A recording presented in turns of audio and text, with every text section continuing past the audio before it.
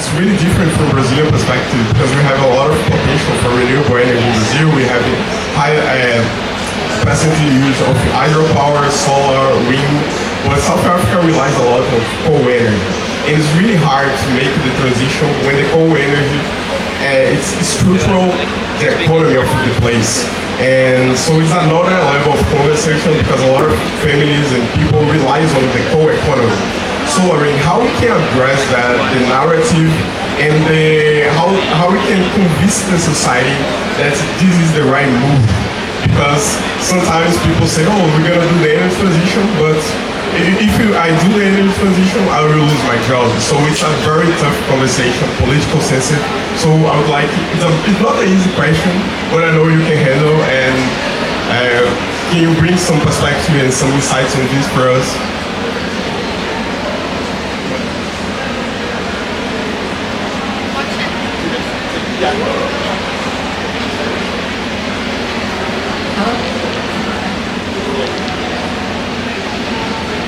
Okay.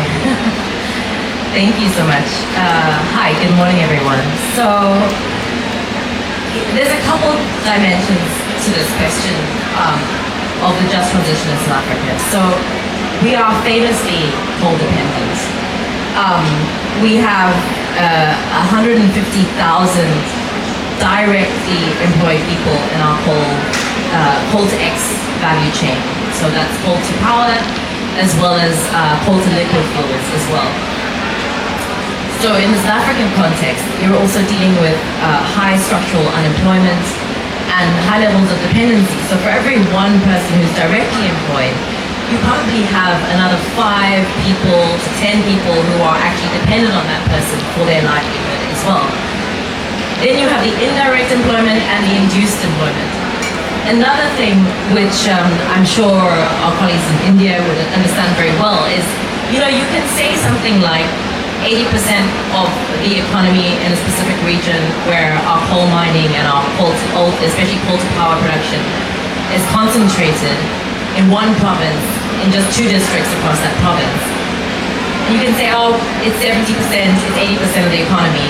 But actually what we know is where extractive industries dominate, when that 80% goes, actually 100% goes, you know. So it's that 80% is really it's an academic exercise actually. So we have this tremendous vulnerability. Then, you know, the way that our coal industry has evolved is that coal and industrialization, our electricity sector and our industry in South Africa have broadly co-evolved. And so, you know, you really have not only the vulnerability that sits inside that sector as well, but it's kind of interrelated with the way that the rest of our economy is structured. And so, indeed, it is very difficult. It's very difficult because of the larger economic interests. It's very difficult because of the direct interrelation with people, with workers, with communities. And the mining companies often do what mining companies do, which is that they provide a huge amount of the infrastructure and social services where they operate. Usually, of course, this is for their own benefits. In South Africa, we also have extensive legislation and regulations that do prescribe minimum investment, social investments for mining companies. But in the absence of really long-term strategic planning, what you have is this deep reliance and dependency and vulnerability, kind of brittle social system that emerges in our coal region. So when we think about transitioning out of coal, this is what we need to think about. And a lot of the focus initially in our transition planning in South Africa, and this was largely because of the narratives that we received from the Global North about their transition, which are much less complex, much fewer people. You know, when you think about transitioning a workforce, I mean, in South Africa, our high levels of unemployment means it's really not a question of like finding new employment for 8,000 people or social security for 8,000 people. That's like the German case, you know. It's much more complicated than this. But what for us has unlocked a different way of thinking, and I think that this is really resonating across many developing economies across the global south, is that we need to think about what's transitioning in.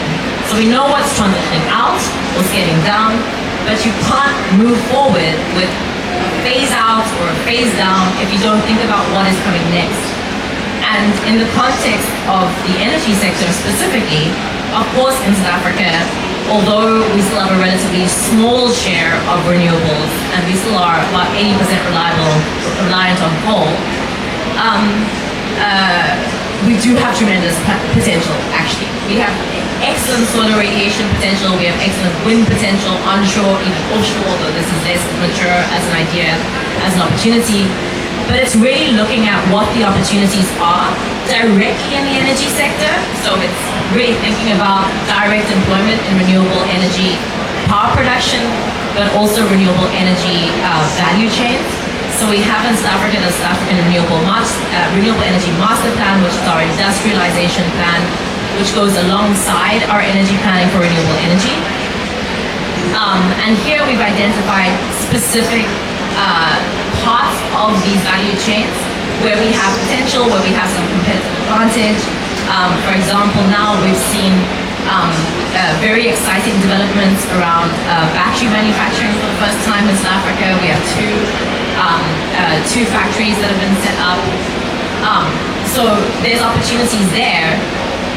But also, you know, when we think about a just transition, it's not actually an energy transition, right? If we're going to move forward to an economy that operates within planetary boundaries, that allocates resources fairly within countries, between countries, we are really thinking about the goal of this transition as arriving within a resilient, sustainable, inclusive economy, right? So it's about tackling the barriers to entry and participation. It's about tackling inequality, really. I mean, that's what the just transition is, and I think what's so interesting to me is there's all this debate about what really is the just transition, how you frame it. I mean, I think a lot of this is honestly a distraction. There's three things you need to know. We are heading towards a climate catastrophe. That's the first vector of risk. We are responding to that climate catastrophe, right? And that's the second vector of risk, actually. The transition itself is a vector of risk, economic risk, social risk, environmental risk. Renewable energy is not clean energy, it's low carbon energy. And I'm not here working, I'm not paid by the nuclear lobby, guys. Honestly, I wouldn't be here, I'd be on vacation, so a lot richer. But it's just about understanding that there's impact.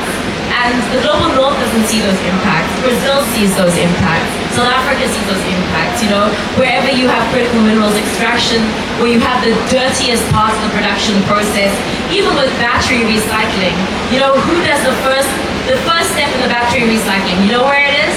It's where the West dumps all of their garbage. It's West Africa. That's the people who are dying from poisoning in battery recycling. I think similarly in Indonesia, this is a similar step, right? And then the high value adding processes are elsewhere. So you have this concentration of losses in some countries and concentration in benefits in other countries. So the third vector of risk is inequality. So it's climate change, transition action, and inequality. And this is the storm that gives rise to the need for a just transition. And how you color it in by region and how you color it in by country, of course, this specificity is essential, but that's the framework through which you have to look at the transition out and you have to look at the transition in as well. So that's the narrative that will actually take us forward as a country in South Africa. It's also the narrative that will take us forward as a continent, as a region in Africa as well. And this is what's going to motivate us. I'm done. I know you have a lot of things to talk, and we can take a lot of great points. And to change the conversation for Srini, I would like, we understand here that energy is a structural component of this competitive advantage. So, Srini, India also, as South Africa, relies a lot of coal energy, and India is doing a very ambitious plan of transition And I would like to give some perspectives from how is India is doing this transition and how we can deal with the new challenges of renewable energy, because there is the intermittence. We have some solutions like batteries, but how we can do this transitional process without losing the energy security and the resilience of the energy production. Thank you very much and a very good afternoon to all of you.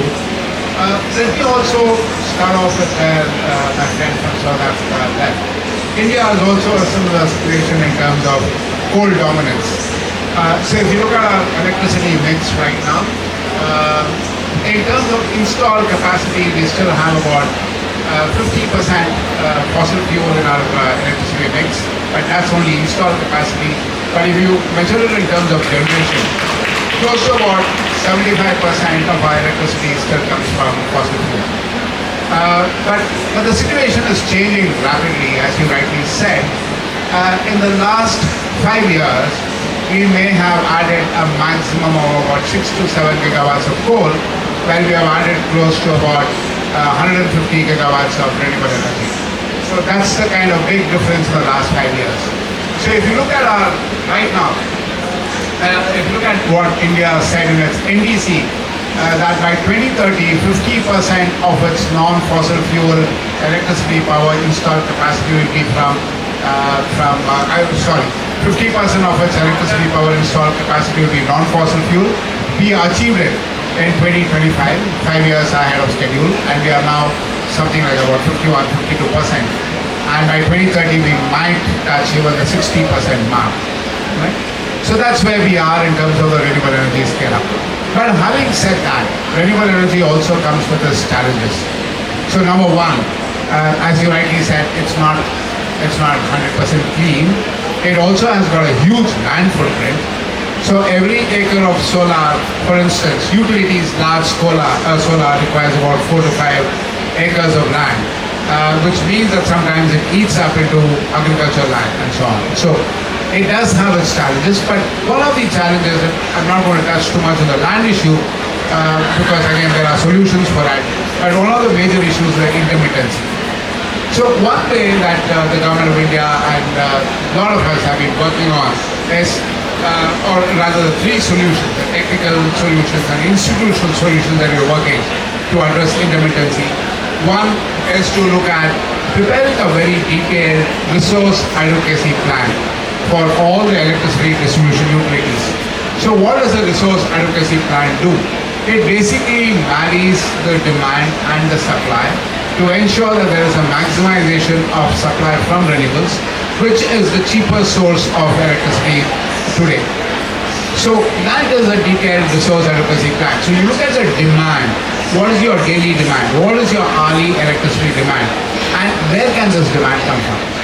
So part of the resource advocacy plan, we are also looking at what is called as demand shifts.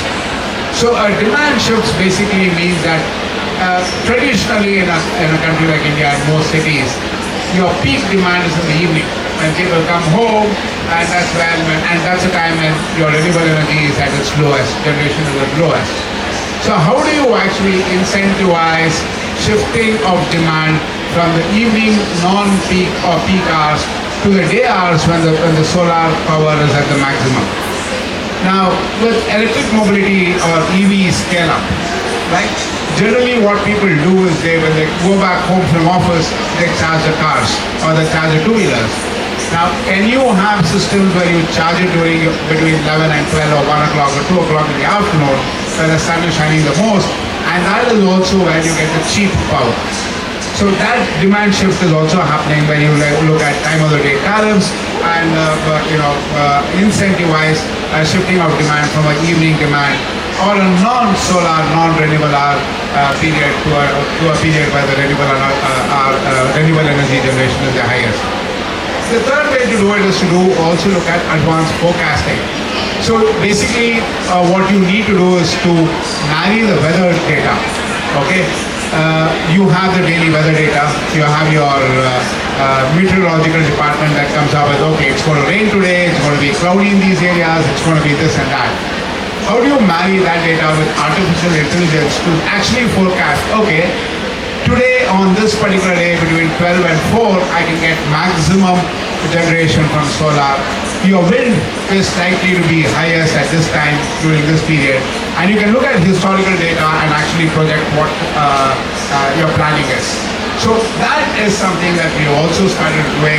And a lot of our civil society groups and think tanks work with governments to develop these resource adequacy as well as demand forecasting plans. On the battery energy storage, I'll come to that. Okay. The other area is the battery energy storage. Now, in the battery energy storage, basically, there are a few policies that India has. For example, we have something called arbitrage, where basically what it means is electricity utility buys power when it is the cheapest and sells it or uses it when it's the costliest. Right? So you have these policies that have been very, very effective, and that's the reason why our renewable energy generation has actually scaled up. Now, the other thing that we're also looking at is, and if you look at the renewable energy in last year, we did a quick survey in, or rather this year, in September, 2/3 of our demand, or the 2/3 of our electricity demand, almost 40% of that was met by renewables. Now we need to scale it up to 60 or 70 or 80%, and that's where the impact can be seen. So that is one area. The other area which is also very important was to look at a value stack opportunity, which is again linked to your arbitrage. So how do you include a lot of services like, for example, your electric vehicle charging, etc. Again, at that time where your generation from renewables is the maximum. So these are various ways in which we are looking at maximizing renewable energy. And of course, one other thing which everybody is doing now is to do a solar tracking. So you have your solar modules that track the sun so that you get the maximum generation, and maximize on that.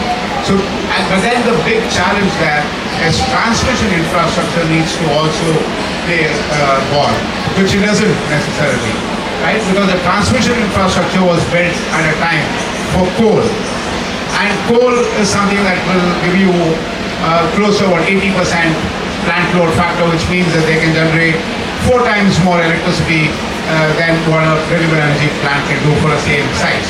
A 10 megawatt coal versus a 10 megawatt solar, there's a difference, and they can do 24/7 literally, whereas a solar can do only 8 hours. So how do you address that grid issue and make grid smart grid? That again requires finance, and that requires resources, which is what is lacking. I'll stop. Thank you, Stu. And you gave a lot of good examples of the things that Brazil can apply here, because we have 90% of renewable energy. So we are living right now a lot of challenges in how we can deal with these intermittency. And you talk about your demand response, that is very important. And to bring some Brazilian perspective, I'd like to join the conversation with Marisa, and she's involved in the planning of energy plan of the state of São Paulo. I think people in Brazil and maybe in the world don't associate São Paulo with renewable energy and clean energy and this agenda, because it's sometimes more concentrated in the Northeast, the narrative. But São Paulo is doing a lot of stuff, and I think Marisa can bring this for the discussion. And Marisa, can you bring some insights that from the energy plan of São Paulo, and how was the process, and the things that you think that will be really important for the future? Obrigada. It's channel 13. It's channel Vou pedir a you to speak in Portuguese, please change the channel to 13. Channel 13, if you someone to her. Give one to her. Yeah. And Thank you very much. do you speak Portuguese? Portuguese? Portuguese? Okay. Yeah, Portuguese. Good. Let's go. Me ouvem? Ok. Bom, boa tarde a todos. Bom dia para quem ainda não almoçou. É um prazer imenso estar aqui. Eu vou falar especificamente do estado de São Paulo, mas eu sou funcionária do Estado brasileiro, né? Estou atuando no Estado de São Paulo, então tenho conhecimento do todo, mas eu estou falando especificamente aqui do Estado de São Paulo. Bom, o Estado de São Paulo tem uma renovabilidade da sua matriz bem importante. Em termos de oferta primária de energia, a gente tem 60% puxada aí por hidráulica, biomassa e também energia solar. Quando a gente compara com o Brasil, a média é de 50%, né? E quando eu falo de geração de energia elétrica especificamente, o estado de São Paulo tem quase 100%.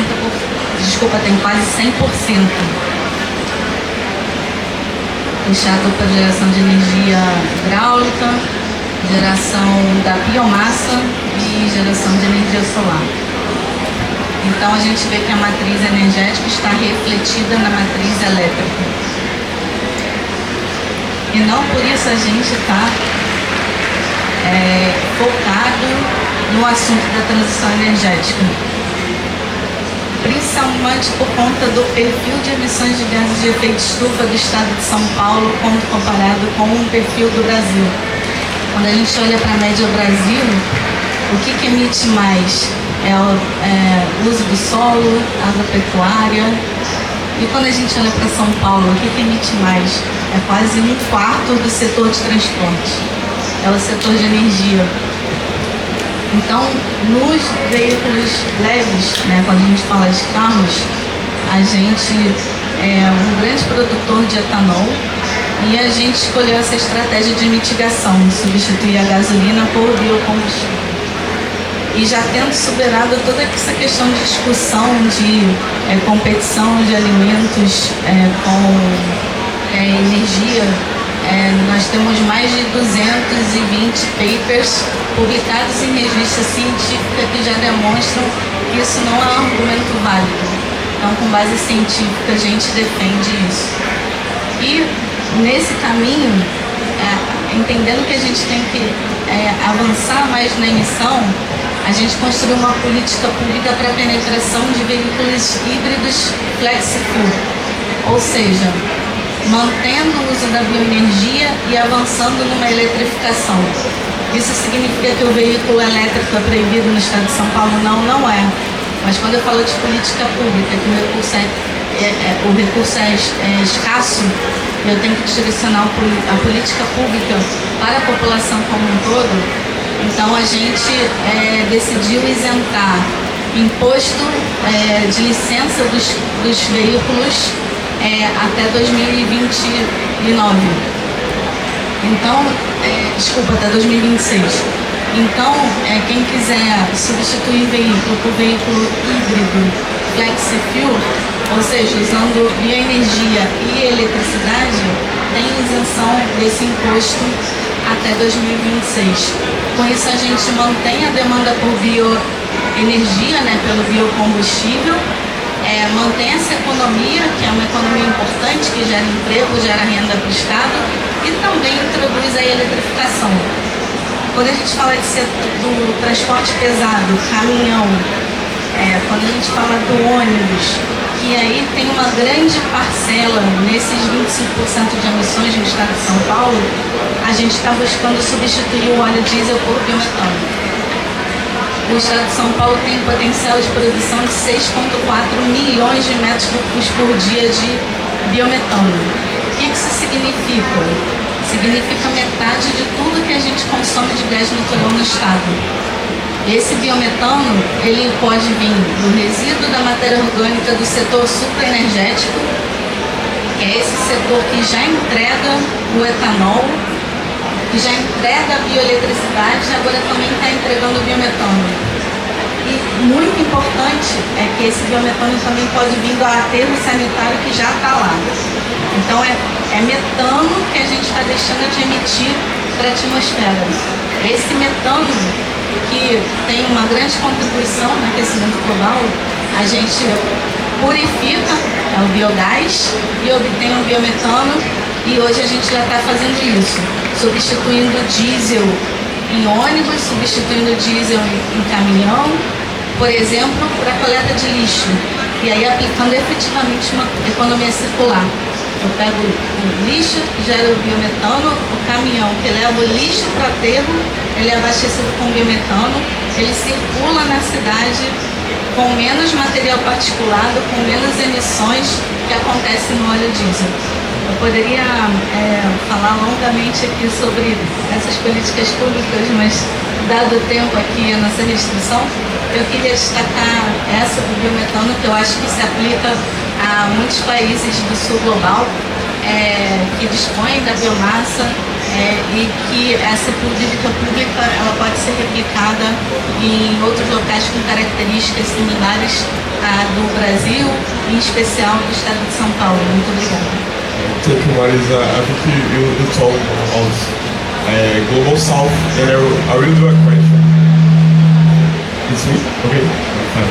Yeah, I will do a question to Maureen related with this South-South cooperation. I know you are really engaged with this topic, and how you can take these experiences from Brazil, Global South, and apply in South Africa and make this connection and like implement South-South collaboration across the energy transition.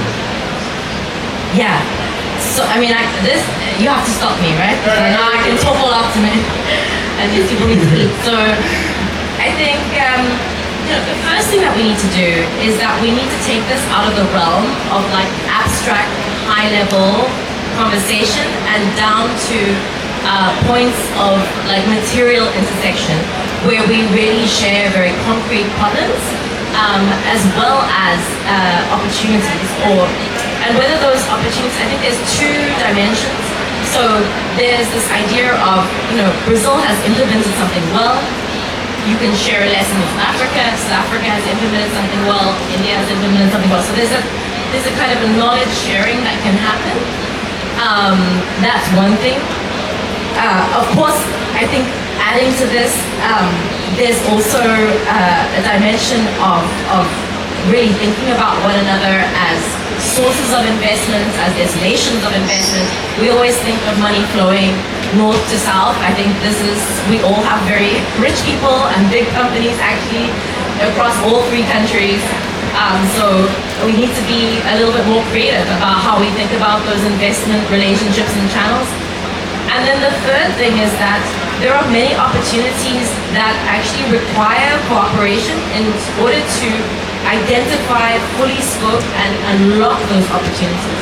So if I think, for example, across these three countries, the steel value chain is like an obvious example of where we all play quite a significant role. I mean, South Africa is a relatively smaller economy than both India and Brazil, but nonetheless, we are active all the way across that value chain, from iron ore through to steel smelting, through to downstream manufacturing. And actually, in terms of employment and vulnerability to transition impact, we probably have like 4 times as many people directly employed in the steel value chain as we do in renewable energies. Of course, this is complementary. But there's work to be done there in order to think together about what are our common risks and the common levers that we need to address. For example, in global market dynamics, in our relationships with important partners like China, for example, in the way that we approach these issues. And so there's like a South-South cooperation, I think, that is about learning and exchange, and this is very important. But then there's also South-South cooperation to think strategically about joint plays for our own gains, but thinking together how we can leverage our power in order to drive forward a specific agenda. And I think that we do not do that at all enough. This is really a missed opportunity, I think, for global South countries. And it's not just around, steel is one example where it can happen, but around particular mineral value chains, there's many opportunities where I think we really need to work together. Can I make one more question Yeah, for you? sure. Finance is a very critical point in this process, and I don't think the MDBs like World Bank, IMF have the willingness to finance projects, industrial projects like the projects that do the downstreaming. So how we can find out the solutions? Because without money and we can do the project. So how we can do that? Like regional banks, that there is the new development bank, and how we can do this? Okay, so now I'm being watched by my colleague because I'm not the finance person, okay? There's the ex-IOC experts over there, so he's gonna like make a face at me if I say something crazy.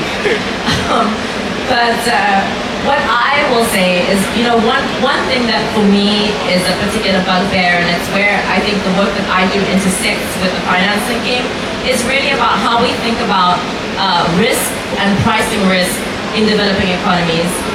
Who gets to decide what is a risk? Who decides that we're creditworthy? Yeah, this is like a cabal, honestly. It's at the level of like, it's intense corruption. And I mean, so just think one very simple example that makes this crystal clear. Utility scale energy investments. Africa gets 1.5% of global renewable energy investments. We have the lowest default rates of any region in the world. And now even if you take into account the fact that obviously people are cherry picking projects, they're tied to mines, etc., etc. But even so, I mean, it's just really, it's gaslighting at another level. I mean, I've used this on a few panels now, but honestly, it's international policy gaslighting. There's no, the risk is not what it is. I'm not saying the risk is not there, but it's being assessed inappropriately, it's being priced inappropriately, and we are passive recipients of that. And this is an area for international cooperation. Because similarly in Brazil, I mean, how much money do Global North investments, development banks make from their investments in Brazil, in South Africa? They could never raise these interest rates in Global North economies, yeah? What 1% return on investment in South Africa is like, come on, So I think for me, that's my entry point is really, it's the question around risk. Please speak to Armando afterwards. Armando Ayala, he's on our side. He's here with solutions, ideas. So he can get much more technical about it. But I think one of the things that we actually speak about, and one of the reasons that I love my colleague is, aside from his dazzling personality, is also that he is really committed to demystifying finance. And I think this is another thing, is that finance is often used, the language of finance is deployed in a way to make us feel a bit overwhelmed and like we're out of our depth. But it's about what finance does. Yeah, I need finance to do X. And so, like, we've just written a technical paper for the G20 presidency in South Africa. We were knowledge partners of the presidency. And we were given a task to write a paper about transition finance, just transition finance, but we weren't actually allowed to write a paper on just transition finance. It was just one of the most absurd tasks of my life. But anyway, how we got around this was actually just to go to first principles. And I'm a philosopher. I have no business here actually. I should be somewhere reading books and being happy, but I'm here like pulling my hair out and it's understanding that there are outcomes that we want that are really in response to this intersection of climate change, climate action, and inequality gives rise to a set of challenges and potential outcomes. And in pursuit of that, we need different levers to perform and drive different outcomes. And those levers act through different mechanisms, right? So if you think about it, international cooperation is one lever to be able that we can deploy in order to manage risk, in order to harness opportunities. Then finance is just another lever that we need to deploy to manage those risks and to pursue opportunities. And when you think about finance in that way, it's not so scary actually, because then it's just about like, what must this thing do? How do we manage the impacts that we can anticipate? How do we manage the impacts that we don't anticipate? And I would just maybe say one last thing, the last controversial bomb here that I'll leave you with. Not a real bomb in case the police are listening. I hope so. A lot of what we call unintended consequences, come on. They're not unintended consequences. They are the regular functioning of the global financial architecture and the regular functioning of the instruments within that architecture. It's not surprising. Anyone who's surprised is maybe spending too much time alone. So I think that there's an important role here for us and organizations like E+ and across different areas. And I think especially subnational governments play such a critical role because subnational governments, you don't get to hide from the impacts and from the real the people politics of the transition, right? It comes to your doorstep. If people are angry, they set your offices on fire. They don't go to the national ministry. So I think that there's a groundedness in evidence that we have to really push, and in forums like this, but elsewhere as well. We have to push that, and I think that is how we better inform more robust and just more real conversations around finance for transitions and a whole range of other issues. Because there are opportunities and there's money to be made. But unless you want me to, okay, I told you I'm going to speak forever, so it's fine. I think that's enough. Well, thank you, Laurie. And we are talking a lot about cooperation South-South, and one topic that I think is really maybe the future for Brazil and India, it's biomass and biosolutions. And it's really, if you have some thoughts about the finance and stuff, because I saw your face, you said like, this is a really important topic. But if after you made your insights about finance, I would like you to give the current situation about biomass and biosolution in India. I know that is growing a lot, they're interested, and how we can do like partnership with India and Brazil on this topic. Well, yes, I think my first, I'll take the bite on the finance bit. If you actually look at the three of us, the four of us sitting here, it's representatives from three of the founding BRICS countries, right? And to me, this is a BRICS era, right? If you look at the international development finance landscape, and if you look at financing for SDGs, the financing is shrinking rapidly, right? You have the US pulling out of all clean energy and climate financing. Even their financing to the World Bank is sort of reduced for clean energy and energy transition and climate. Right? Now, if you look at the BRICS countries, they set up the NDB, the New Development Bank, which is still a baby, but it can't be a baby anymore, right? It better grow up fast, right? It can't be always a toddler forever. So I think for me, this is the era where the BRICS countries or the southern countries should take the lead in mobilizing international development finance.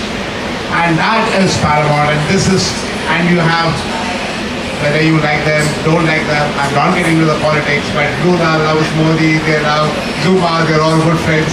Let them join together and do something that they should really be doing in mobilizing their finance. Right? So I think that is, and BRICS Bank or the NDB can actually become big, or you can set up a new institution that can actually look at mobilizing development finance for not just the developing countries, but not just the large developing countries, but countries across Africa in meeting the SDG goals. I think that's number one, and that's something that I think we should be pushing for. Number two, coming on the biofuels, we as an organization have a very mixed view on biofuels for two reasons. Right?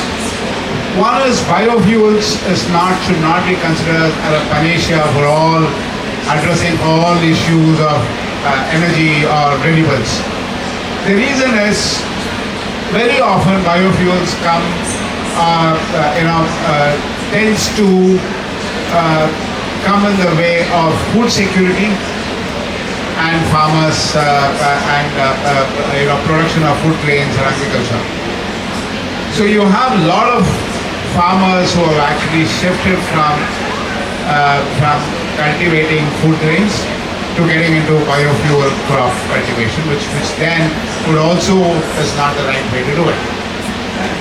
Now, again, if you just look at biofuels, and I'll give you another example. In India, we have a policy of mixing biofuels or ethanol with regular fuel. And till about last year, it was 10% mix, and now it is 20% mix. Now, 20% mix will mean that a lot of vehicles that are not being made to use a 20% biofuel mix will have to be scrapped. And India is not such a rich country for that thing to happen, right? Now, you can scrap a vehicle that is not conforming to pollution norms, perfectly fine. But going by just biofuels alone will not be the right solution. But having said that, I would think that biofuels will have a huge scope for the aviation sector, for the maritime sector, and that's where I see huge cooperation between India and Brazil. How do you ensure that we have ramp up manufacturing of sustainable aviation fuel? And how do you ramp up manufacturing of fuel for the maritime, in addition to looking at green hydrogen for the shipping sector? So I would say that that's where you need to look at it, but having a huge focus on biofuels will have to be done in a way to ensure that it does not impact food security in any way. But you need to have a balanced approach. And having a balanced approach, but going in for that partnership would make sense. Thank you, Srini. And I would like to make a point here. So that's the importance of this type of conversation, because we get the perspective of different three countries. And for instance, in Brazil, this thing about food security is not challenging, because we have like high level of land. They're great lands that we can use and do biofuels and biosolutions, and understand the reality in India is really important, because we need to do a framework that is tailor-made by country. So now I will ask for Marisa to give more insights for São Paulo, but I will do the question in Portuguese now. The other question I made in English, but now I will make it in Portuguese. Marisa, então, um dos desafios de trabalhar no Estado é a parte de você fazer a implementação da política pública. Né? Você faz o desenho da política pública, mas a parte de implementação é um processo complicado que lida com diversos agentes, tanto da sociedade civil, como grupos políticos, grupos econômicos.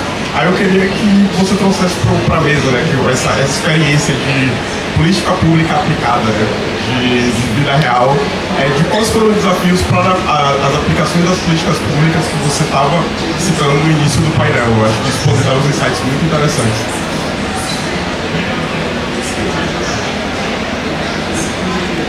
Tem alguns exemplos, eu vou deixar de isso aqui, mas eu queria desafio, vai ser um desafio. Eu vou tentar aqui.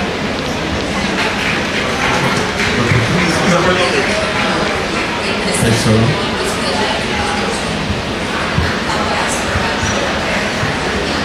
Pronto, ok? Tá melhor? Ok, então, como eu ia dizendo, é um desafio, né? A gente, eu gosto de mostrar aqui dois exemplos. Vou começar falando sobre a isenção do imposto para veículo, né, que eu citei aqui, né? Veículos híbridos flexível hoje tem uma isenção. Então, como é que a gente faz isso? A gente faz isso por meio de uma lei. Então, desde o momento em que a gente pensou na política, fez o desenho da política, fez a análise ex ante dessa política, né, e submeteu essa proposta para o nosso parlamento, isso já tem um tempo, né, tem ali um X tempo. Depois que chega na mão do parlamento, ainda tem que buscar consenso para que o parlamento, os parlamentares entendam aquela demanda da sociedade e aí passe a ser uma lei. E aí eu estou falando do nível de índice nacional, que é um desafio grande. E aí, quando a gente fala do nível federal, que eu vou puxar para a fala que foi feita aqui, às vezes a política já chega pronta, de cima para baixo, sem olhar essas especificidades dos entes subnacionais e dos governos locais.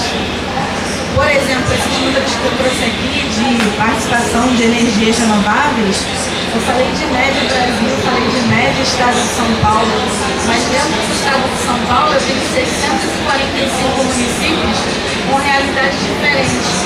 Então, tem esse desafio de buscar uma política que atenda pequenos e médios municípios, também não só os grandes municípios. E também que se enquadre, né, na necessidade. Quando eu falo de biometanos, estou vendo uma demanda, um potencial de produção grande no setor sucroenergético que está em metade do estado, mas não está na outra metade. Eu tenho os atendentes sanitários que estão numa parte do estado, mas não estão na outra parte. Qual o desafio, então? É a infraestrutura para que esse biometano ele passe por todo o estado. Eu vou falar de uma política pública muito específica aqui sobre eficiência energética e também vai conectar com a questão do financiamento. Então, indústrias, elas precisam tornar esses processos mais eficientes para reduzir as emissões, para reduzir custos e ficar mais competitivo. E nós temos pequenas, médias e grandes indústrias. As grandes já fazem isso. As pequenas e médias precisam da política pública para apoiar, porque elas não têm garantias para esses financiamentos. Então a gente fez uma política que teve todo esse trâmite, o desenho da política dentro do Poder Executivo, do Poder Público, depois que foi uma lei proposta para o Parlamento, para ser pelos parlamentares. E aí a pequena e média indústria faz o seu diagnóstico de eficiência energética, leva no banco, o banco empresta o dinheiro e o Estado, ele diz, olha, eu dou a garantia desse financiamento para você tornar o seu processo mais eficiente. Então, realmente, desde o ponto, desde você pensar na política para você implementar, você pode pensar com vários desafios de tempo, de consenso. Por isso que é tão difícil formular política pública, porque não basta só formular, você tem que formular e tem que implementar. Você tem que ter o resultado lá no final. Obrigado, Marisa, for some insights. So we still have 10 minutes to finish the panel, and I would like to questions with the audience. And does anyone want to do a question? Because otherwise I will do the final remarks. But it would be nice to have a question. So we have two questions.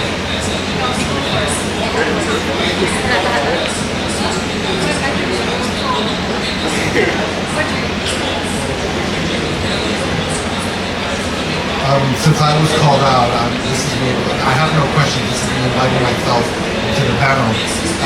But just going back to what was said, yes, 100%. It's the risk. It's the drying up of funds. But it's also this rhetoric that we've been told and we have almost bought into that certain things are not bankable. When we were talking about certain aspects of the value chain, that why aren't those being financed by multi-development banks? It's because every time you hear this, it's not bankable, it can't be, it's too small.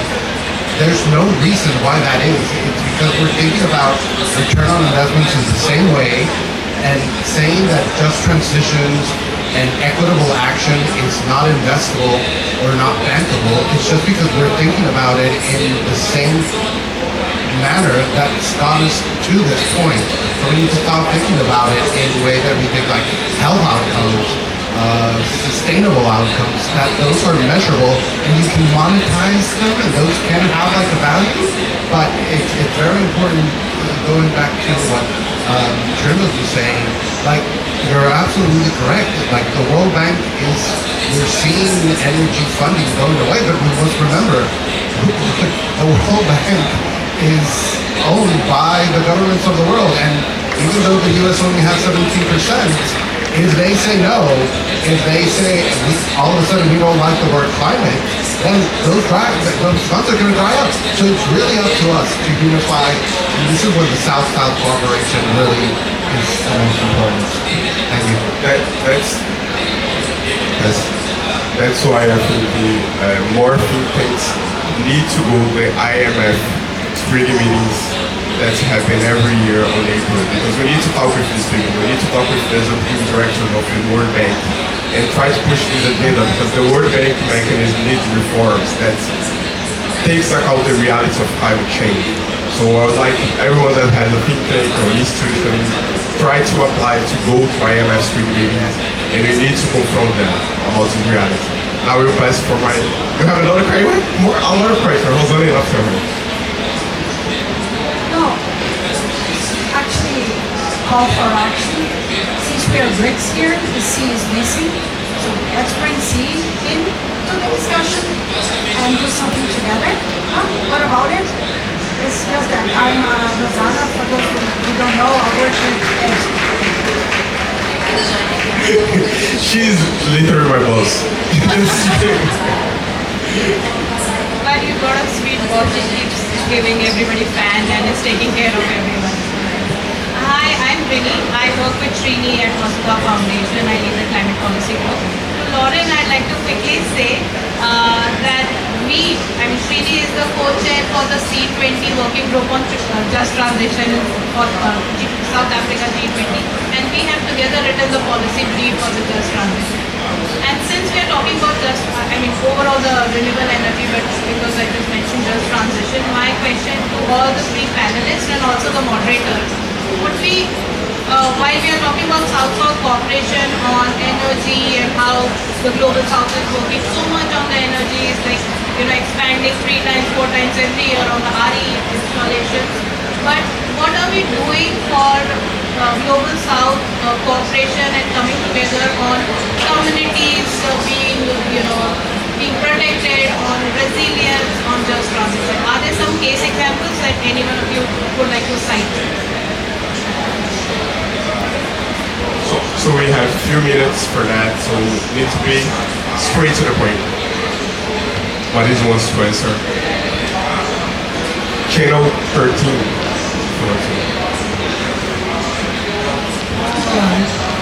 Vou ser bem rápido aqui para deixar 2 minutinhos para cada um. Tá, estão me vendo sim. Isso é um ponto bem importante e eu acho que isso coaduna também com o que foi falado aqui. A gente está fazendo uma transição energética só no ponto de produção de energia ou desde o ponto que você explora e produz o mineral até o ponto que ele é usado. E aí vai entrar em ponto que o impacto dessas atividades localmente, onde está sendo prospectado petróleo, onde está sendo explorado o minério. E aí, no nível de país, tem que estar claro essa diretriz, tanto de mitigação quanto de adaptação. E a gente vai ter que continuar olhando para a redução de emissões de gases de efeito estufa, mas os eventos climáticos serão cada vez mais extremos e frequentes. Os impactos para a produção de energia vão continuar acontecendo, e aí você tem que olhar para a adaptação e resiliência. Então, no estado de São Paulo, a gente faz os 2 planejamentos, tanto o planejamento da mitigação quanto da adaptação e da resiliência. E isso passa por, inclusive, da condição para os governos locais, não só condições financeiras, mas também por redução de assimetria de informação, mostrar ali por meio de evidência científica que o mar, por exemplo, pode avançar ali na sua praia e invadir aquela região. Então, que tipo de obra de infraestrutura vai ser feita? Para nível de desastre, aquela chuva vai atingir aquela região que tem um declive, que tem um tipo de escorregamento de solo, que tipo de infraestrutura que o Estado vai dar para adaptar, para dar resiliência para aquela população sair dali ou ser deslocada ou poder atuar no momento de evento, seja ele climático extremo ou não. Então acho que isso é muito relevante, a gente está se esforçando ao máximo no estado de São Paulo para fazer. Obrigado, Luísa. And we still have 2 minutes for you. Oh, for my speed, right? 2 minutes to answer this question, and also for 2 minutes for you both.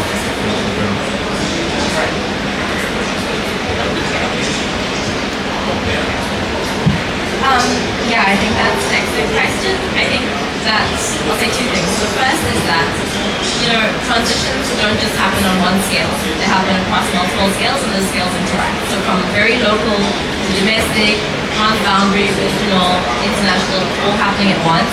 And there are multiple interactions across those levels. So what seems just at a domestic level, does not always look or seem just at a local level. And there are multiple contradictions that need to be managed. But I don't want to say trade-offs too quickly, because often people say trade-offs, they kind of look at it, they see something terrible that happened, and they say, oh, there was a trade-off, like after the fact, because they aren't actually fully considering the distribution of negative impacts beforehand, and the distribution of benefits, actually. So I think that this is something essential. And we need to be honest about where those contradictions are actually pretty irresolvable. And so what is the politics of that? I mean, those are political choices then, right? Of like where you decide that you're going to have your sacrifice zones and where you're, yeah. So it's not an easy thing to answer, but I think that it's often left off the table. And especially here, where we're concentrating on the differences between countries, then the differences within countries are left off the table. And then in domestic planning, maybe there's more focus on the difference within countries, but then we leave out the others. So, we have to have just a more integrated way of thinking. And I think just for both of my speakers, it's the last thing that I want to say. We had, this emphasis on cross-sectoral planning, so that level of integration across different sectors, which obviously brings in global value chains, different global value chains, into the same. I'll keep it to 2 minutes. So, I can answer Rini anytime one-on-one, the direct answer. I'm going to give a very indirect response. See, if you look at and if I can bring in a cooking analogy, if you look at all the ingredients required for transition, it all lies in the developing economies. All the ingredients lie in the developing economies. The cook is in the developed. Okay? Do we need the cook from the developed countries? Why can't we be the cook? Because we have everything here. I think that's where South-South cooperation works. Right? And when we do that, one other thing that can happen is you can put in systems, framework to ensure that people are protected, communities are protected, so you do not, critical minerals for instance, exploitation. So you can put in frameworks to ensure that those kind of exploitations do not happen. So we have the ingredients, we should be the cook, and that's what we should be working for. I'll stop it. Thank you so much for the allergens. It's work. I think it's work. Thank you. With this, I'll finish the panel, and I would like to invite you guys to go outside and continue the conversation. And that's it. And round of applause for the finalists. Thank you.